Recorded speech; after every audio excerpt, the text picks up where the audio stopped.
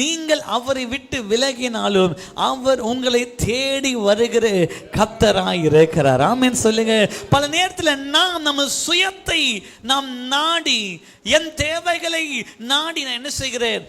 கர்த்தரை விட்டு ஓடினேன். நீங்கள் கர்த்தரை விட்டு ஓடினாலும் உங்களுக்காக ஒரு மீனை ஆயத்தப்படுத்தி வைத்திருக்கிறார், உங்களை பாதுகாப்பதற்காக தான். அதுதான் தேவ கிருபையாய் இருக்கிறது. ஆமென் சொல்லுங்க. இதுல யோனா மீனின் வயிற்றிலிருந்து கர்த்தரை நோக்கி கூப்பிடுகிறான். அருமையான சபையே, அவனுக்கு ஒரு பெரிய விசுவாசம் இருந்தது. நான் கர்த்தரை விட்டு விலகினேன், நான் கர்த்தருடைய வார்த்தைக்கு கீழ்ப்படியாமல் போனேன். இருந்தாலும் இந்த இக்கட்டு நேரத்திலிருந்து, இந்த மீனின் வயிற்றிலிருந்து கர்த்தரை நோக்கி கூப்பிடுவேன் என்றால் என் கூக்குரலுக்கு இறங்குகிற கர்த்தர் ஒருவர் இருக்கிறார். ஆமென் சொல்லுங்களேன். ஹல்லேலூயா. இந்த காலையிலே நமக்கான நற்செய்தி என்ன தெரியுமா?